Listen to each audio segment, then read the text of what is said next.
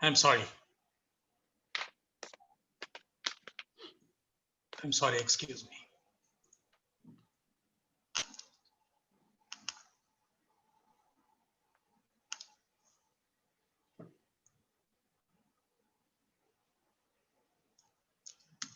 Please bear with me. Yes, today he is widely known for his role as a savior of a top IT company that was ravaged by scandal, which was Satyam Computer Services. Today, it is a healthy and thriving Tech Mahindra. The entire process from the company's rescue to its eventual takeover was completed in 97 days. Mr. Manogaran was part of a 6-member board nominated by the government to resolve the crisis. He was in charge of the critical area of finance. He held several national responsibilities. He has been the president of the Institute of Chartered Accountants and a member of the advisory board on banks, commercial and financial frauds. Passionate about teaching, he lectures regularly at several leading professional institutes and at the RBI Staff College. He has received several awards, including the Padma Shri in 2010, the CNN IBN Indian Year of the Award in 2009, the Business Leadership Award by NDTV Profit, and for the Sake of the Honor Award, and as well the award by the Rotary International, the most coveted award, Lifetime Achievement Award. Today, he will give us the fascinating story of 97 days, the story of the rescue of a top company from a financial ruin. And over to you, sir. Thank you. Yeah. Thank you. That was a wonderful introduction. I wish my wife heard you, all these good things about me. My dear Rotarians, pleasant good evening. Thanks to President Sujish and your senior member, Rotarian Madhu, for organizing my presentation today. As was indicated, I'm going to share my experience about the Satyam revival story and also the lessons for life that I observed in close quarters. I'll be spending about 15 minutes to share with you the revival story as such. And thereafter, another 15 minutes to share the lessons. Let me now share the screen and also make the presentation. You will all agree with me that when Satyam happened almost 11 years back, that is on 7th of January 2009, it was a shocking, story unraveling, which shook the corporate India, because world over it was considered as the Enron of India.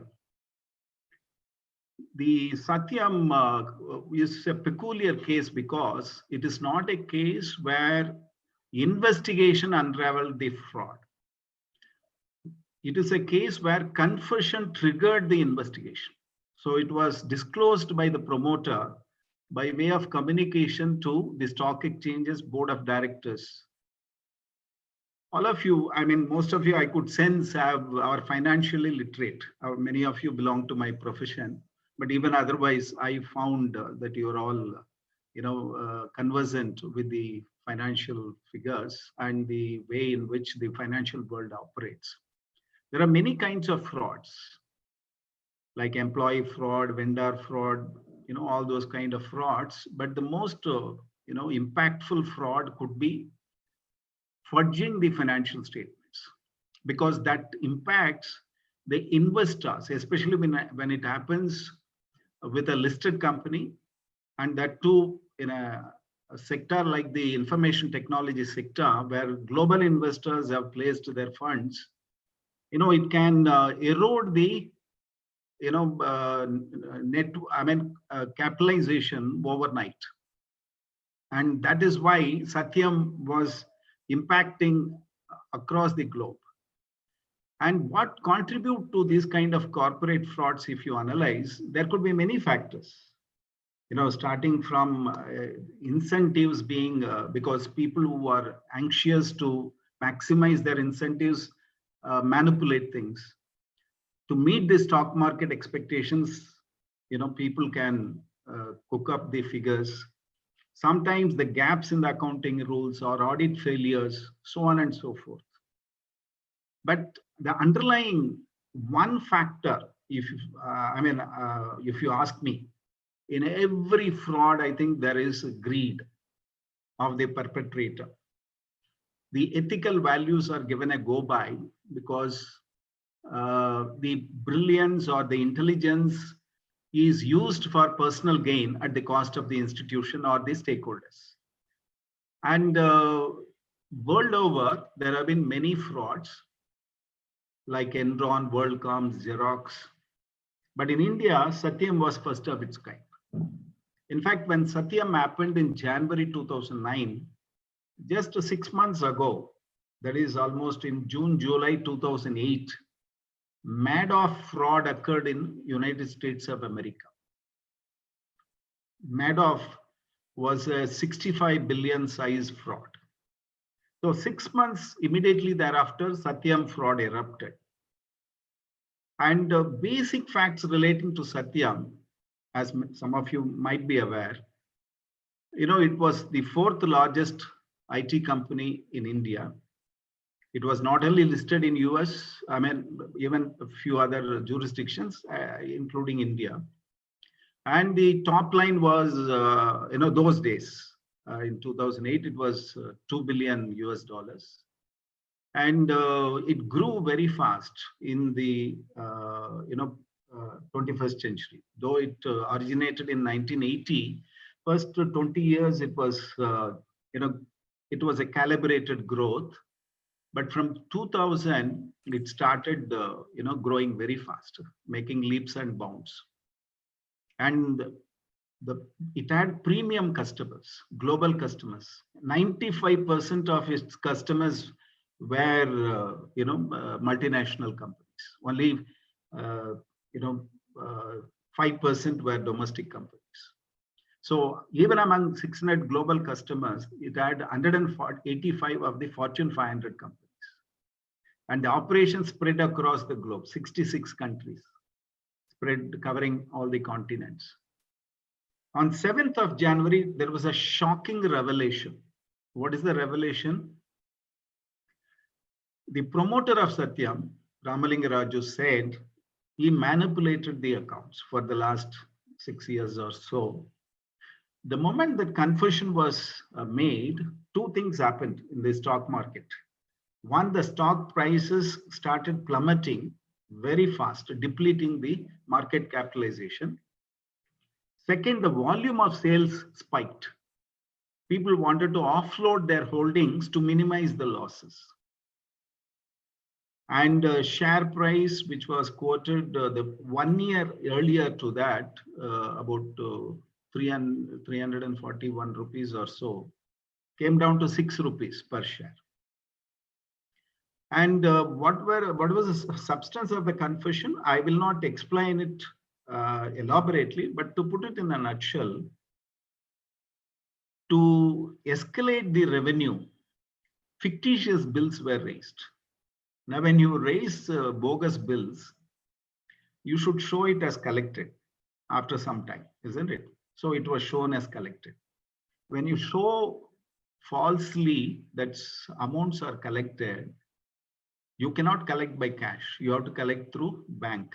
So bank statements were fudged, were fabricated.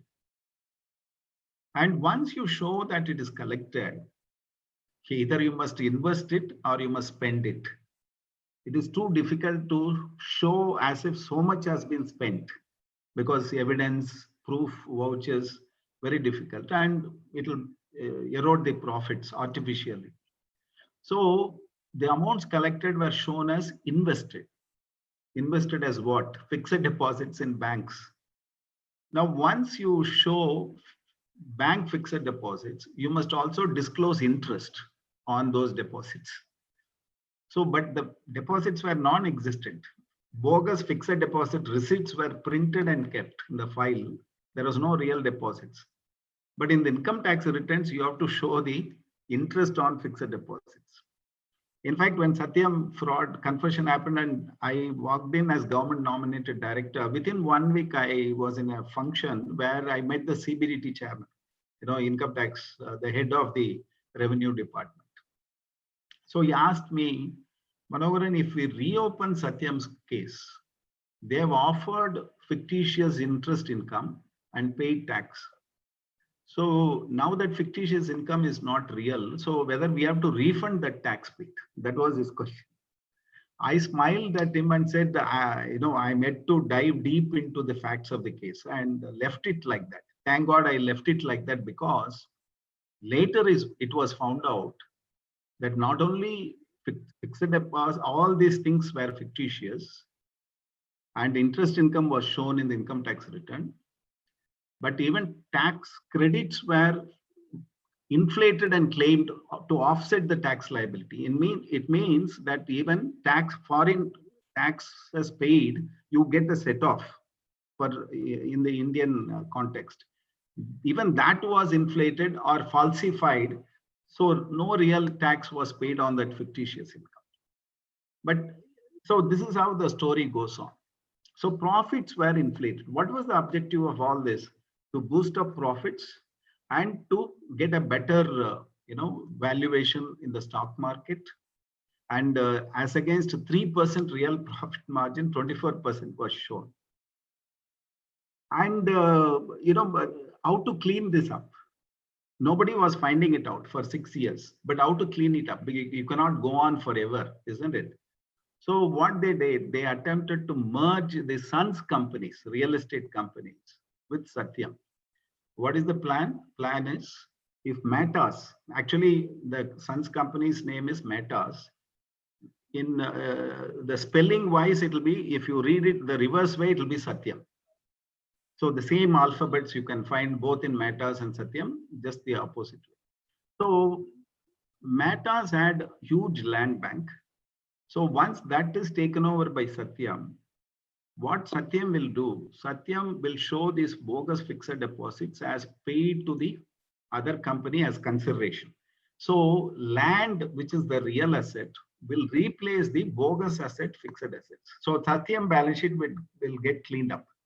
And land, you can always value it to match with this fictitious asset. So this was the game plan, but unfortunately, in the investors' call, it was voted down, and there was a lot of opposition, and therefore it was not carried out. So this is the backdrop. This is the backdrop. And why at all confess when nobody found it out? That was the time when global financial crisis happened.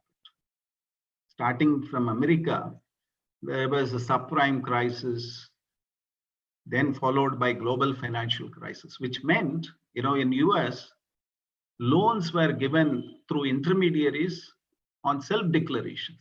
So many of the borrowers, in their own interest, as a matter of principle, did not pay interest, and in their own interest did not repay the principal borrowed also. And many of the American, banks suddenly found at the end of global financial crisis.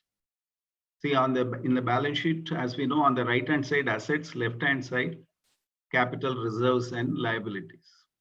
So suddenly they found on the right, nothing was left, and on the left, nothing was right. In fact, because of that, the IT companies suffered, dwindling down of orders during that period. In fact, many IT companies in India conducted campus placements, selected candidates, but did not issue joining letters. So many IT graduates, though that year, went unemployed. They were not recruited. And liquidity crisis also was, catching up with Satyam. So therefore, in the confession letter, this one paragraph I have reproduced here. So, and especially that last line, where the promoter says it was like riding a tiger, not knowing how to get off without being eaten. So it was a web that was cast by him in which he got trapped and he did not know how to get out of it. So this is the genesis of Satyam case. Now, once the confession was made, who were affected? Investors were affected because there was capital erosion, valuation gone, and class action suits were filed in the US courts. Employees were the worst affected because morally, financially, psychologically, they got affected. And customers were shocked and worried because the project continuity confidentiality were hanging in the air. And bankers were worried about recovering funds. And government was concerned because that was the time when we were proclaiming India as the safest destination for global investment. And IT sector was the one sector which put India prominently on the international map.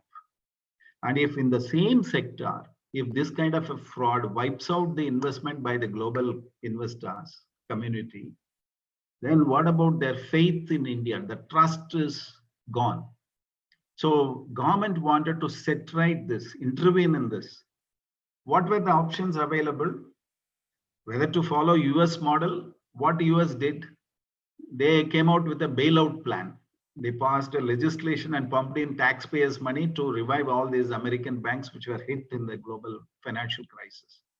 But I don't think you can do that in India because people may not like taxpayers' money to be pumped in to revive a private company like Satyam. And that was the election year. 2009 was the public general elections for the parliament was scheduled from April to May, and this happened in January. Second, allow market forces to decide the destiny of the company. Like even in US, AAG and Lehman Brothers were allowed to collapse. But here, can you allow Satyam to collapse? As I mentioned, already IT graduates were not getting jobs. If 50,000 employees of Satyam were thrown in the market unemployed overnight, it can lead to a chaotic condition and law and order problem as well. Social issues, all those can erupt. So therefore, government felt there should be some out-of-the-box solution. So they dissolved the existing board through company law board, nominated 6 of us, and gave complete freedom. It was a public-private model, and it was understood that one of us have to be there on full-time basis to implement the strategy of revival. 3 things we identified as most important in that critical situation. See, when we walked in, we did not know the gravity of the problem. We took it up because it was the call of the nation. But as I landed in Hyderabad airport and got into the taxi, sent by the company, travel agency car, the chauffeur picked up conversation with me, and few kilometers down the line on the way to the hotel, he politely said, "Sir, our bills are pending for the last 4 months, if you can do something about it." And then when I walked into the hotel, I was escorted to my room and formalities of check-in was completed in the room. And the duty manager politely mentioned, "Sir, our bills are pending for a few months from Satyam. So if you can do something about it." So that gave me an indication as to what is in store for us in terms of the financial. So therefore, the first thing, financial stability, was of top priority because for a company like Satyam, that was like oxygen that was required. Customer retention, because many of the customers wanted to terminate the contracts. They never wanted to deal with a tainted company like Satyam. Again, many employees, especially the top creamy layer of the employees, wanted to resign and leave because their future was appearing very bleak. So these 3 things we started addressing. Rest of the things, peripheral things like legal issues, audit issues, all those things, we engaged service providers simultaneously and put them on the jobs. And according to the Securities Exchange Commission of US, because Satyam was listed in New York Stock Exchange, the post of old-time director cannot be vacant for more than 15 days. And the erstwhile old-time director was in prison. And of course, the board was dissolved, including him. So my colleagues in the board, when we pondered as to who will be there full-time, 24/7, I offered, I said, I'll be there round the clock. Not because I was unemployed, but because only by then I completed my in 2006 and 7, I was the president of the Institute of Chartered Accountants of India for 1 year, and prior to that 1 year, vice president. So those 730 days, I told my family and my partners, please forget about me. These 2 years are dedicated to the profession. So I stayed in Delhi and lived in Delhi, and that's how they, on one condition, of course, when I come back, you have to recognize and take me back, which they obliged.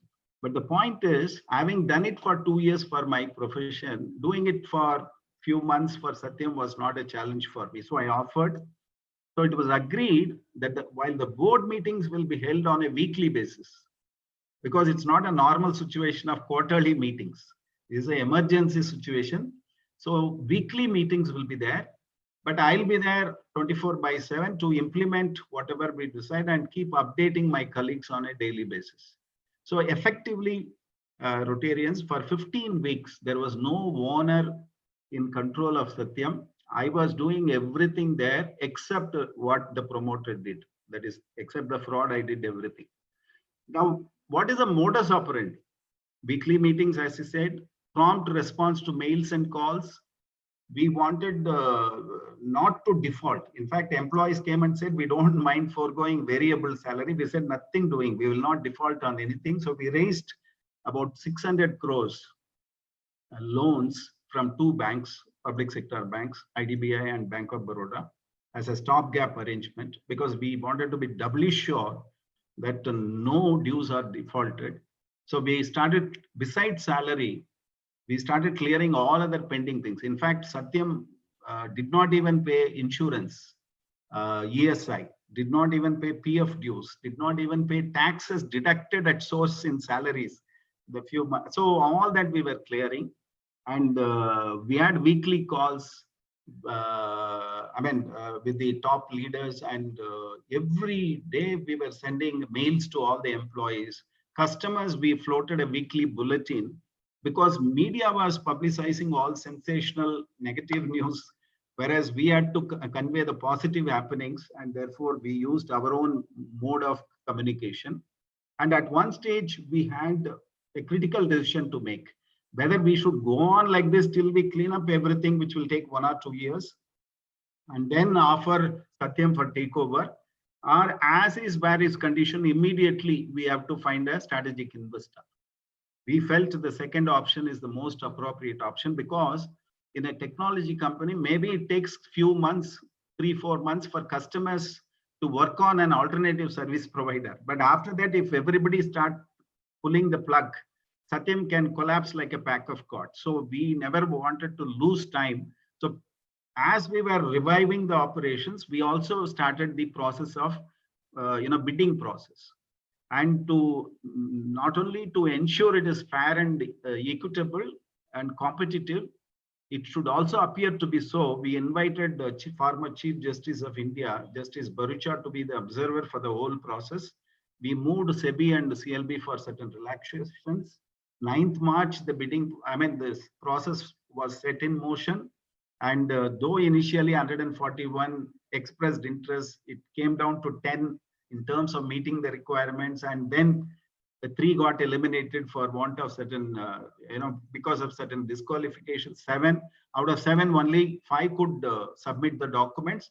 Even out of that 5, 2 did not get approvals from their own shareholders. That therefore only 3 came in the race: Wilbur Ross, L&T, Tech Mahindra. And they wanted information so that they can quote the price properly, because they did not know what Satyam is worth. So we created a virtual data room, physical data room, and enabled confidential access with secret password, and provided them all the information at our disposal. We enabled site inspection of the 2 main campuses. I don't know how many of you have heard about it or visited. Even today, those 2 campuses, 900 acres in one place, 25 acres in another place, world-class infrastructure. And even when we valued it at that time, both were put together worth 2,000 crores. And it is to be seen, to be believed, especially that 100 acres. You could see all the birds and animals other than wild animals moving around the campus. And you have a golf course within the campus, so on and so forth. And So we showcased Satyam, the real picture as is varies. And we clarified to all their queries, made presentations to them. We fixed 13th April to be the bidding date. And first technical bids, then financial bids. So in that process, Satyam bidding process, Tech Mahindra emerged as the highest bidder because Wilbur Ross quoted 20 rupees per share. L&T quoted 45 rupees 90 paise per share. Tech Mahindra quoted 58 rupees per share. So therefore, Tech Mahindra was declared as the highest bidder, successful bidder. I must at this stage say, every week I was addressing different verticals to motivate them, to update them, and to ensure customer service delivery is smooth.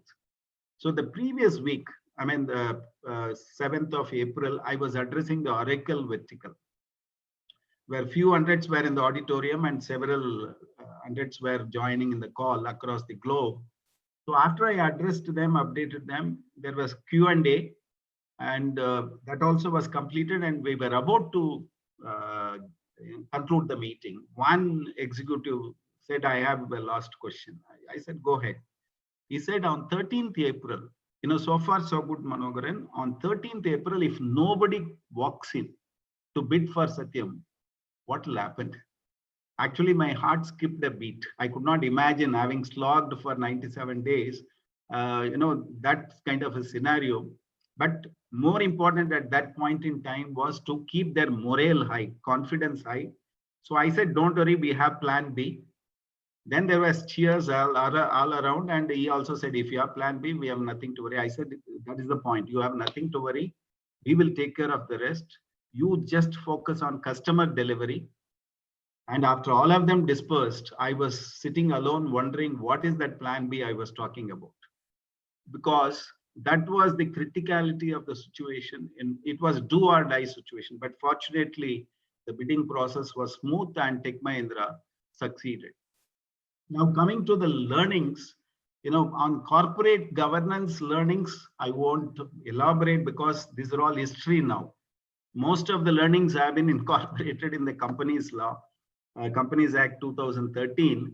So many of the, and even SEBI regulations, a lot of disclosure enhancements have come, rotation of audit firm in the law, quality review, internal audit, financial control certification, reporting on frauds, and directors' term restrictions, code of conduct, evaluation of the board of directors, audit committee, wider role, related party transaction, risk management, cyber security, whistleblower policy earlier was a best practice, but now it is part of the legislation, vigilance, and the class action suit. When Satyam happened, there was no class right to the shareholders to sue, unlike the US. Now it is also possible. So these are all out of learnings from, but I caution the government, don't go overboard and make the law very rigid, because Satyam is an exception. Merely because one such thing happens, you cannot amend the law and make it difficult for genuine players to comply with. In fact, I even quoted to the Secretary of the Ministry of Corporate Affairs one anecdote. A train was going at high speed and it derailed and ran into a paddy field, few hundred meters, and managed to stop after injuring the passengers. An inquiry commission asked the driver, what happened? He said, I was going at a considerable speed. Suddenly there was an intruder on the track. The panel got wild. They said, you should have run over that intruder because his life is not important considering hundreds of passengers' safety. The driver also got equally wild. He responded by saying, I wanted to run over the intruder, but he started running into the paddy field. What can I do? So which meant that he started chasing the intruder. Actually, law sometimes also, instead of dealing with the intruder, individually and expeditiously investigating the matter and awarding severe punishment, which will send a positive message to the society. Instead of doing that, they start chasing the intruder and amend the laws to plug the loopholes, which affects the genuine corporates which otherwise keep complying the law, whatever be, and the cost of compliance also goes up. So this is one part. The most important part, as a topic itself says, is learnings for life. I mean, all of us, I mean, all these 10 lessons, not that they are new to you, but using Satyam opportunity, it's worth recapitulating or, refreshing our memory about these things. See, all of us in the journey of our life, we should learn to expect the unexpected. We should think of a rainy day always. Even in this pandemic situation, lockdown period, we have seen how many could not sustain beyond few months because we never force up. We always, we are no doubt, it's good to be positive. An optimist only invented an aeroplane, but we should also be like a person who felt what if something goes wrong in the sky. So he was thinking pessimistically. That's why he invented parachute. So we should be equipped with parachute always to land safely, even in the worst case scenario. So in Satyam, that's what I saw. Many of them, their future appeared to be bleak. They were in cloud nine, but their future appeared to be bleak. Their jobs were insecure. They were not sure whether salary for January month will come in or not. Their post-dated checks for housing loan, vehicle loan, all those things, whether they will get honored. They saved a few crores, but all that were in the ESOPs of Satyam, which was not worth the paper on which it was printed. Some of them had higher education for children, marriage in the family. So they did not know where to mobilize the funds. More than that, especially the finance guys, they were humiliated. Even neighbors instructed their children not to play with the children of these families. In fact, they could not walk into restaurant. Earlier, they were given red carpet welcome, special discount. But they were ashamed to disclose that they were employees of Satyam after this episode. In a social function, when the finance guy walked in, because his name has already appeared in the newspaper as being summoned by Enforcement Directorate or CBI, CBID. So when he walked in, the whole crowd gave way, not because he is a VIP, because suddenly they felt he has become untouchable. So all these things they faced. So, this is one thing that I watched in close quarters. Second, you might have done hundreds of good things. Like Ramalinga Raju has done phenomenal good things, like 104, 108, were all his contribution to India.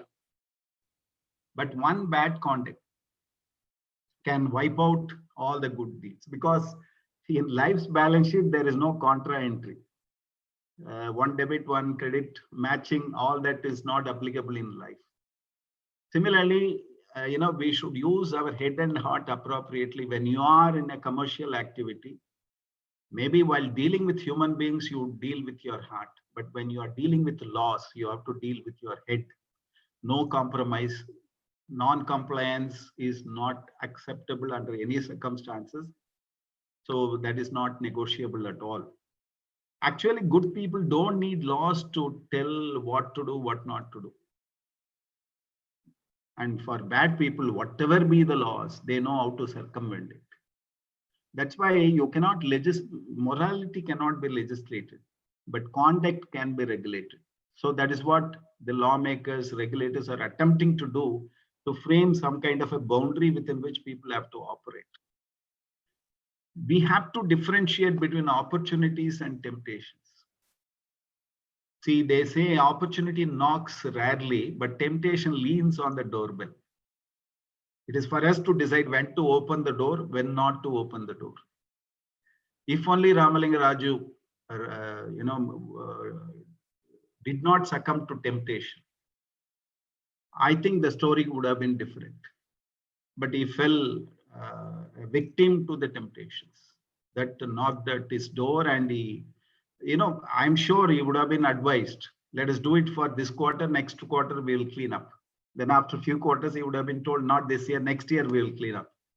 And then it became so big, he had to write. It was like riding a tiger, not knowing how to get off without being eaten.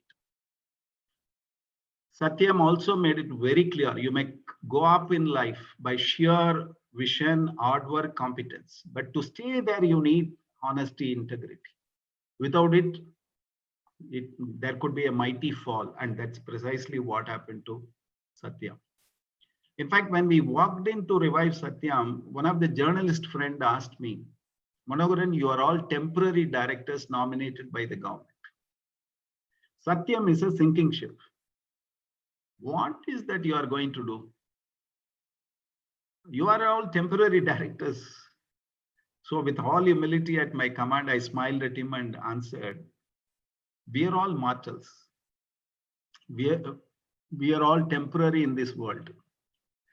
But we can build institutions which are permanent in this world. We can resurrect organizations to have perpetual succession and eternal existence. We can follow principles and values which will have lasting utility for generations to come. So we are mortals, but institutions can be eternal. And fortunately, Satyam had the second line, third line leadership and excellent talent pool and premium customers.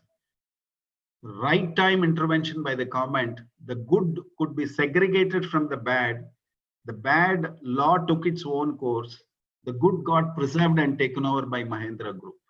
So that is something, in fact, Wall Street Journal wrote, America should learn from India how to handle such a crisis without allowing it to collapse, corporate to collapse. So that is the positive thing.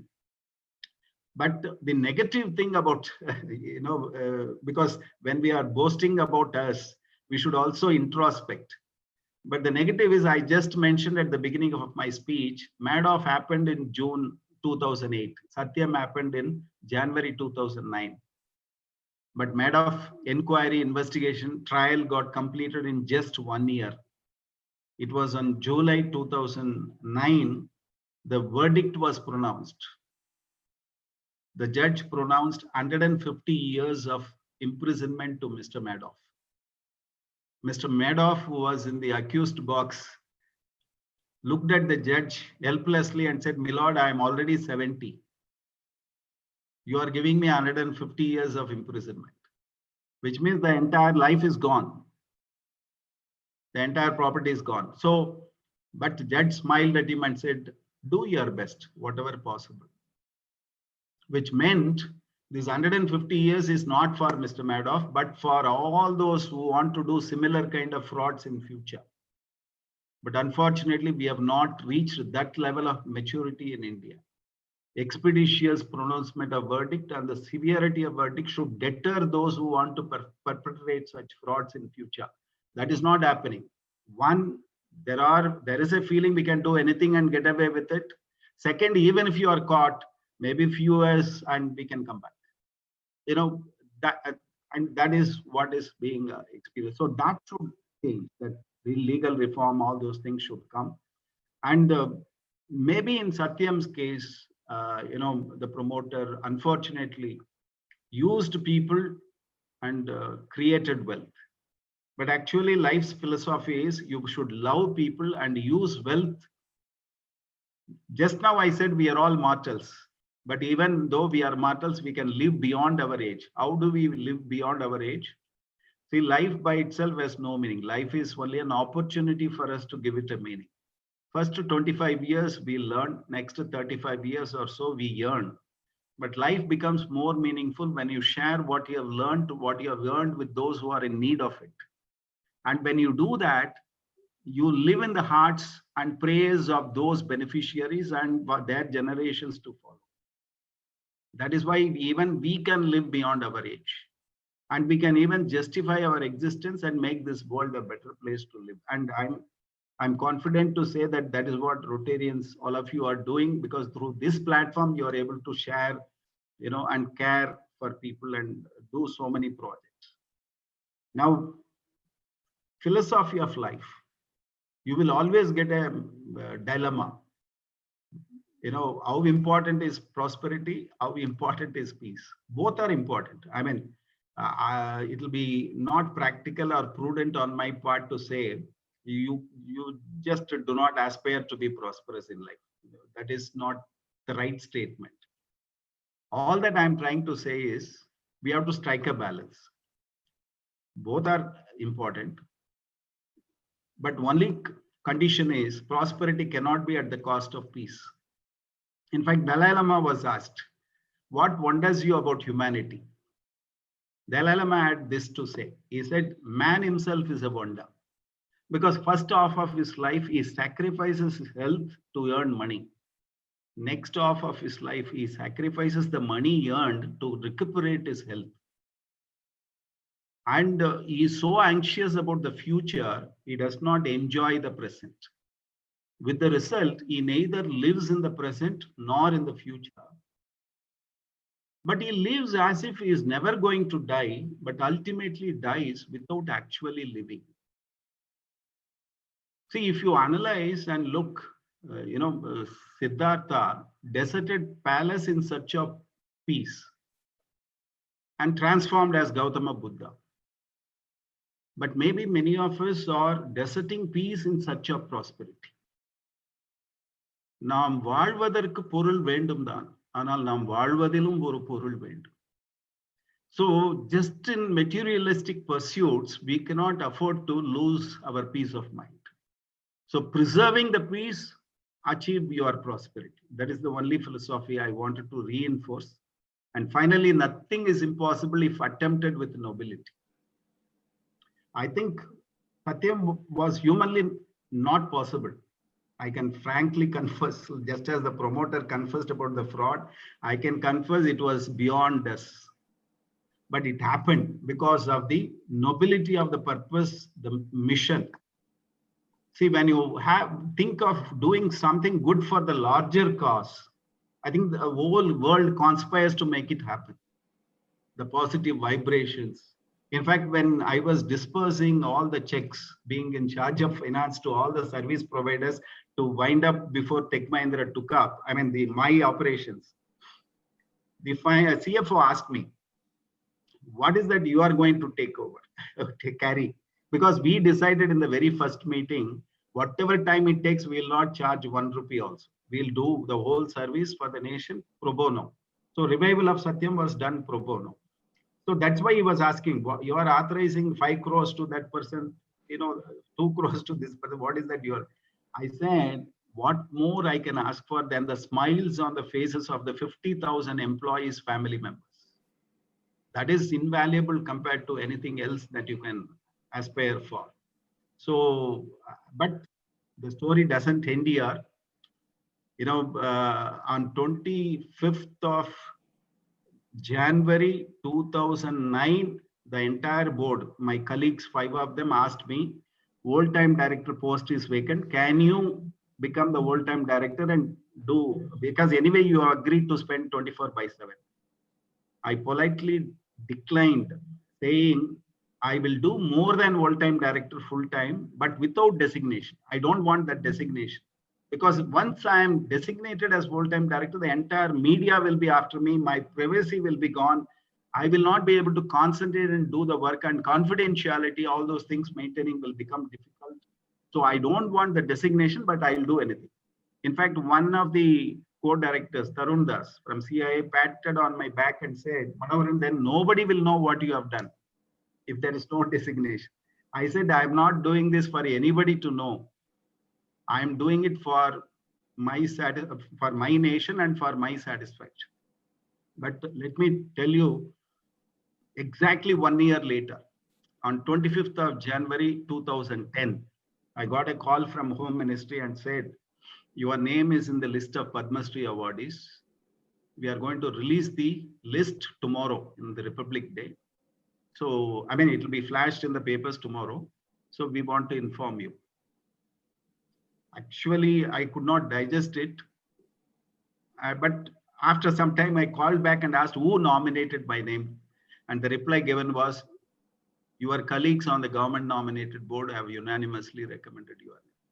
So the message I want to give, especially to the younger ones in the group, recognition. Bhagavad Gita, Lord Krishna told Arjuna, no, do your duty without unmindful of the results or consequences. So if you focus and give your best, the best will come to you, whether you desire for it or not. So with that thought, Let me show this that happened in the Rashtrapati Bhavan. And thank you very much for your precious evening and conclude my talk. I'll be happy to take any questions. Thank you very much. Sir, the last few minutes you really held us in a trance. And I don't think any of us, maybe our chartered accountant friends, were aware of this, but we never knew of the kind of efforts that had really gone behind reviving Satyam, and the kind of selfless service you had given to us. And I think the honor the government bestowed on you was truly, truly deserving. And we are very, very happy to have you amongst our midst. And I have two questions. One is a bit naughty. Had this issue not come out in January 2009, but in December 2009, would you do you really think that the government would have really done what the government did in January? Number two, did you have a chance to talk to Satyam Raju and really find out what really made him do this kind of thing? I, for one, I had quite a few of my classmates who were absorbed in Satyam because of their domain knowledge. They didn't know anything about computers, but that was one company which was giving good pay and good employment to professionals. They need not know anything about computers. Even I had got an offer at one point in time in Satyam, which I could take up for different reasons. So these are my two questions. Yeah, quickly I'll answer. First question, your question is very apt. Prior to election, this was handled very swiftly and effectively. Post-election, where the same scenario would have. I think, in India, even today, while the factor you are giving, weightage you are giving for pre-election, post-election, I agree. That is on one hand. But another dimension I want to draw all your attention to is, in India, still we are individual driven, not system driven. So it all depends on who is at the helm of that particular ministry or position. Fortunately, at that point in time, the Prime Minister's office and the Ministry of Corporate Affairs, the people at the helm were very, very dynamic people. So Anurag Goyal here and Nair there. So they never wanted to lose time. They immediately deputed NASSCOM President Som Mittal to Hyderabad overnight by flight, take stock of things and fly back to Delhi and brief them, and they decided this is the solution.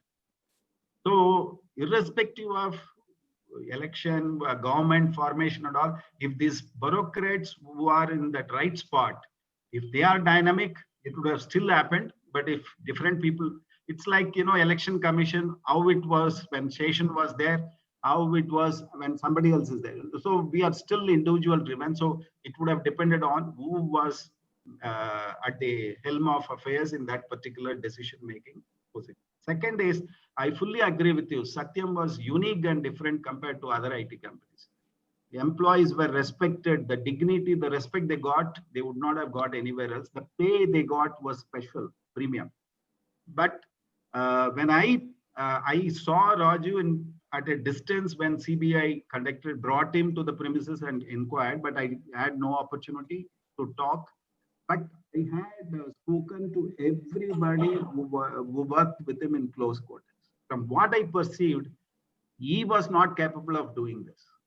He was a gentleman to the core and a nice person. But it was wrong advice given by somebody who worked closely to him. And then after some resistance, he gave way, because if he was convinced that he was rather compelled to accept that this will happen in a small way and it will vanish very soon. And slowly the figures fell and it went beyond control. That is why the point that, in life's balance sheet, there is no contraindication. One has to be doubly careful at the initial stage. However small the fraud might appear to be, the manipulation, the fudging may appear to be, it is at that point in time you will have to put your foot down and say, come what may. It doesn't matter whether I'm 40th in the country or 4th in the country. At the end of the day, I want to sleep peacefully. If that mindset, if you have that grit and determination to deny any deviation from the ethical path, unless you enforce, you can get trapped. Then it'll be too late to look back. You will have to only repent and face the consequences. That's what happened in this case. Yeah, members, the floor is open for others to ask questions. Sir, this is Ranjit Joseph. I have a question.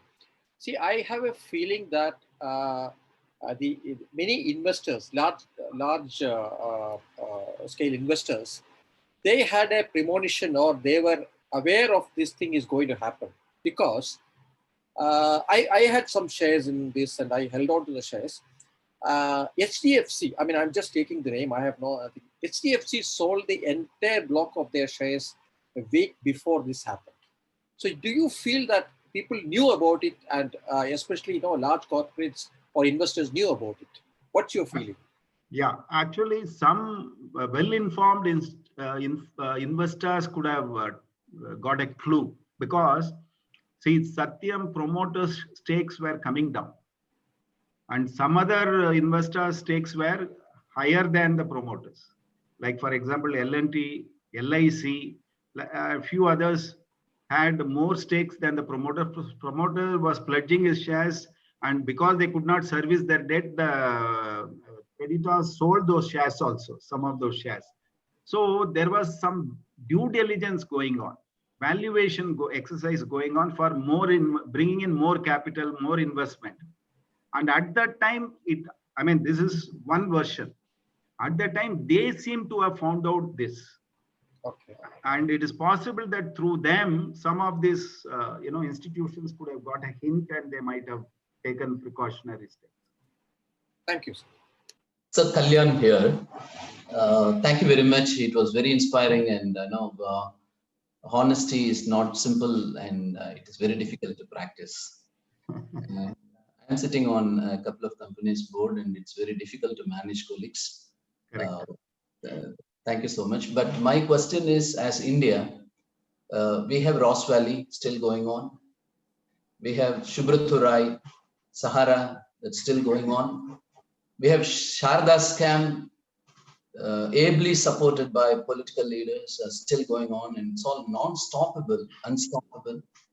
As an institution, whether it is SEBI or it is RBI or some ministerial staff, they are trying their best, but as individuals, it's not enough. So I understand you are very professorial and you are really advising how to be good men. So what do you suggest to the government of India to have an institution to manage this? At least for next generation, we need to have, wealth of good characters. You are right. I hinted in my speech, but I did not get time to elaborate. Thanks to your question, now I can elaborate. See, we were ranked in ease of doing business 142nd about 6 years ago. We improved by 12 points, moved to 130 1 year later. Then 30 points we jumped, moved to 100, then 77th rank, and last year we moved to 63rd rank because of so many reforms that have been done. But in my view, if we have to move to top 50 and maybe top 30, 20, most important reform we have to do, which will answer your question, or which is the solution for the problem which you have highlighted, is judicial reforms. In this country, we are allowing cases to attain adulthood before verdicts are pronounced. Maybe some sensational cases are taken out of order and announced. That is different. But you look at any scam, any verdict, Bombay bomb blast case, or any case for that matter, 22 years, 18 years, 25 years. In fact, when many of these cases are pending, the accused even contest the elections, they get elected and they become chief ministers. All that is, it's very common, which is unthinkable elsewhere. Even as chairman of Canara Bank in 5 years, some of the customers' accounts, when you take steps to recover, the same customer might have borrowed in India and Indian documentation approaching Indian courts. Same customer for overseas operations taken foreign currency loan, their cases filed. We could recover in no time in that jurisdiction, but not in India. even in Satyam case, class action suits in US, there were many litigations against Satyam in US courts and many claims. Everything got settled within 1 year of Mahindra's taking over. Out of court settlement, quick, or verdicts pronounced. Nothing was pending beyond 2010. But even today, two issues of Satyam, which originated when we faced those issues, still continue, not resolved. One is with the income tax department. They reopened all the past cases and raised demands, removing that fictitious tax credits, but not removing the fictitious interest income. So they raised all the demands. Still, fight is going on before Supreme Court and High Court. Another is the claim of Raju's companies. We have pumped in 1,200 crores loan. You give it back. That is still going on. And I don't know when. Sometimes we ourselves see as professionals the case filed by X. The verdict comes when he is no more. The grandson only sees the fruits of the litigation and all. So judicial reforms are very, very important. If that happens, the malaise which you are pointing out, the regulators will get that efficiency to execute things. Even State Bank, CMD was lamenting. We took all the measures against Vijay Mallya, but stay was granted. We could not proceed. And still it is pending in courts. So it will go on. So that is what I mentioned when I said, there is a feeling that we can do anything and get away. Second, even if we are caught, I can drag it for decades and it loses its relevance. So these two things, only by judicial reforms it can be. And then the joke is, I actually read somewhere that a few months back, Raju got a stay on Netflix from releasing a movie which was something like a Billionaire Rogues or something. All those things happens quickly for making a movie about his true life, and certain things go on for 10 years. Yeah, you're right. And for the benefit of all of you, I mean, I have nothing against Raju, for and against, but as you rightly indicated that stay and all, of course, I am given to understand later it got vacated and now the movie is allowed to release. But actually, Raju came out in bail. He has floated other projects and business is successfully being carried on now. Some hospitals, all those things he has floated and it is happening smoothly. Actually, many people ask why confession. No, I did not give that dimension. Confession was safer bet for Raju, because if he did not confess and it was found out by investigation, then Securities Exchange Commission US would have triggered its action immediately and deported him to US. Then fast trial, severe punishment, whole property gone, life gone. Whereas if you confess in India and you go into Indian jails, you are the safest. That is the safest place. And you can come out very soon and you can start your life again and let the verdict come again. You can file an appeal. All that will happen. So that is what is happening. Yeah, Madhu, please unmute yourself, Madhu.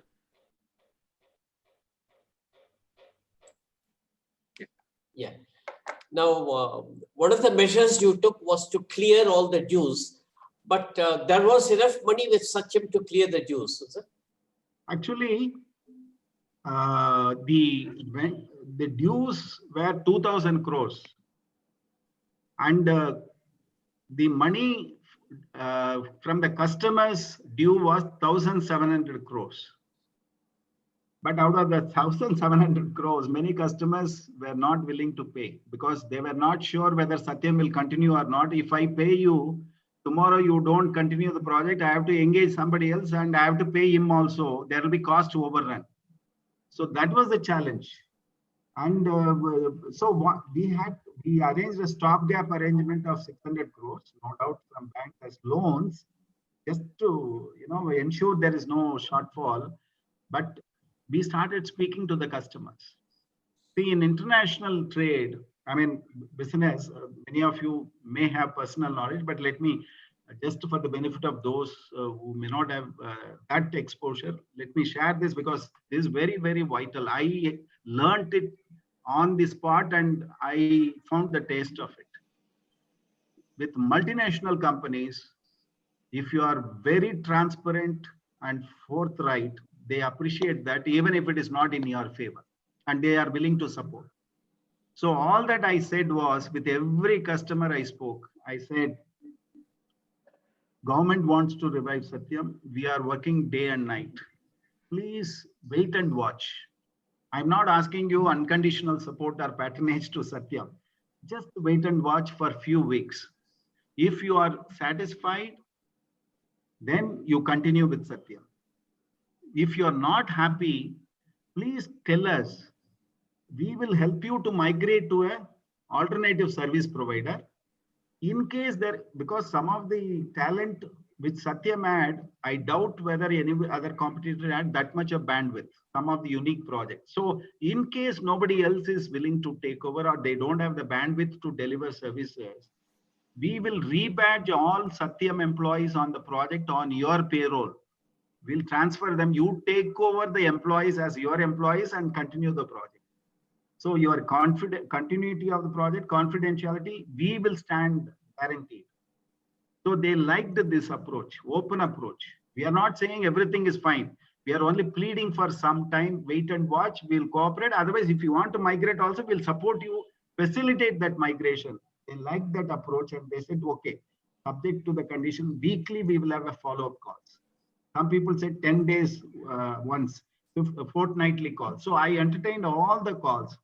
And let me tell you, using this opportunity to answer your question, in every call, I could tell them how progressive we are on the revival, and they were convinced. At the end of the call, I only said, you asked me so many questions and I answered. I want only one answer to my question. They said, go ahead. I asked them, how is the service delivery? How is the on-site delivery of my Satyam employees? You know what was the reply given by all the customers of Satyam? Before the scam, it was good. Now it is the best. Which meant that the employees also took it as a challenge. Do or die, let us give our best and satisfy the customers, because that is the only way you can bring the business back on track. And revenue. So we started collecting money from the customers. In fact, beyond a point, customers who had 60 days time to pay, paid in 20 days, saying this will help you, take it. So that kind of once it came out of 600 crores borrowed, we never used to 300 crores. We used only half of the money, 300 crores. That also we used not because we don't have money, but because the monies were in different countries in different accounts. And there was mismatch between the availability of funds and the amount to be paid as expenditure. So we used these funds to be transited to that country for meeting the obligation. So otherwise, within fortnight, we could arrest the damage and restore collections. So we had actually Satyam, was pregnant with enormous amount of revenue potential, which we tapped. So I have a question. So what is the role of audit firm? Yeah. So, yeah. Actually, see, there have been many frauds in India before of different dimensions, sectors. Never in the past, when the entrepreneur was arrested because of fraud, the auditor was arrested. Never in the past. In fact, the auditor will be either summoned or invited to assist in the fraud because he will have more information. But this is first of its kind, to my knowledge, where when promoter got arrested, even the auditor got arrested. So to put it differently, in every fraud, either there may be audit failure, there may not be audit failure. Merely because there is a fraud, it doesn't mean there has been an audit failure. Because in spite of best of audit procedures followed, certain frauds can escape because audit is not an investigation. But at the same time, it doesn't mean audit cannot unravel fraud. Audit can unravel fraud. So in this case, and when there is an audit failure, again, there can be two possibilities. One is it may be gross negligence of the auditor. Therefore, he could not find out. Another is collusion or conspiracy, hand in glove with the auditing.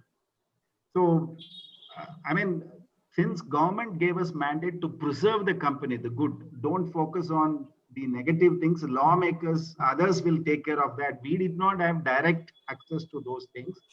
But from the very fact that the auditors got arrested, there must have been evidence to show that there is some kind of a collusion or a conspiracy. I mean, this is, and not only that, the regulatory body for auditors, the Institute of Chartered Accountants of India, conducted an inquiry and cancelled the licenses of two partners who signed the balance sheets, financial statements of Satyam. So this is the sum and substance of the audit. Thank you, sir. Yeah, I'm surprised that no chartered accountant amongst us has asked even a single question. Now I leave the opportunity. One last question to our chartered accountants. Okay. Yeah, CB, I'll give you a chance after our chartered accountants are through. Nobody has any questions? They know. CB. They know already. We know the entire story, so no questions. only one thought. Okay. Go ahead. Honesty pays. That's it. Yeah, you are right. You are right. How is Tech Mahindra doing? How is Tech Mahindra? Yeah, good question. It has grown 3 times bigger.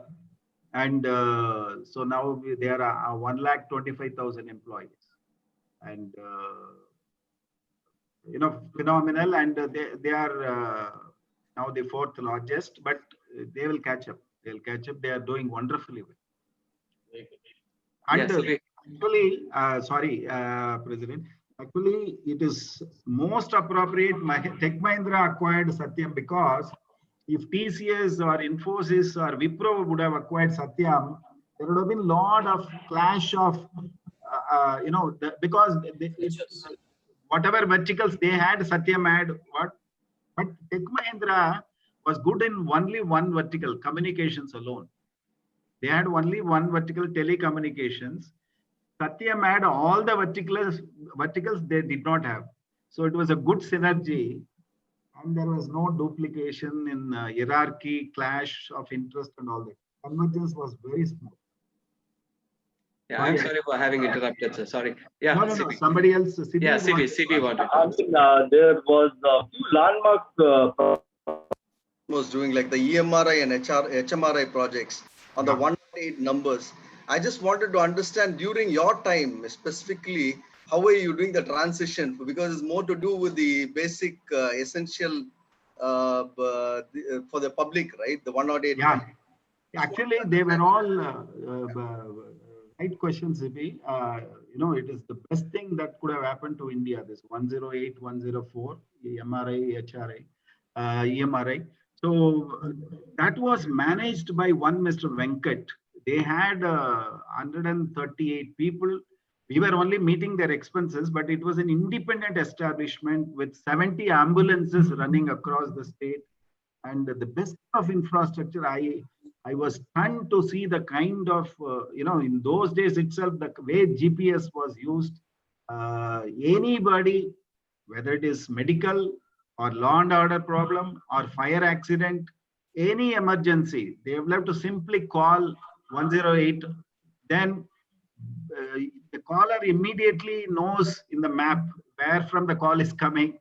Immediately the nearest ambulance gets the message to rush to that spot. Nearest hospital is alerted. So many things happen and the millions and millions have been benefited. Actually, some of it is, I think, now implemented in many states also. So it is altogether a separate establishment, but funded by Satyam, sponsored by Satyam. So therefore, we only ensured that there was no stopping of those activities. We supported them financially. We managed to support them. Okay, I suppose there are no more questions. I request Rotarian Ajit Gautam to propose a vote of thanks. Thank you, President. On behalf of all the members of the Rotary Club of Madras South, I wish to sincerely thank Padma Shri Chartered Accountant Mr. T.N. Manoharan sir for accepting the request from our club to speak today and for giving such an engrossing summary and answering all the questions of all the efforts that were put in to revive Satyam, restore confidence and save the jobs of thousands of employees, restore confidence among the many customers of Satyam, and also keep the faith of the investors from around the world in the Indian IT sector, which was then and continues to be the face of modern India. All of this in just 40 minutes. The Satyam scandal rocked India, and since there was no precedence to this, there was no script to follow on the revival process. And things had to be done quickly and done in a transparent way. Mr. Manoharan was not only taking care of all aspects of finance, but was the one who was present 24/7 in Delhi to coordinate all the revival efforts.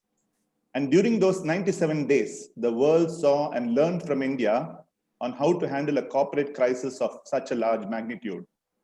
And just to answer the question that Sujish asked, I would only say that if Mr. Manoharan was appointed in December 2009, the revival would still have happened in 97 days.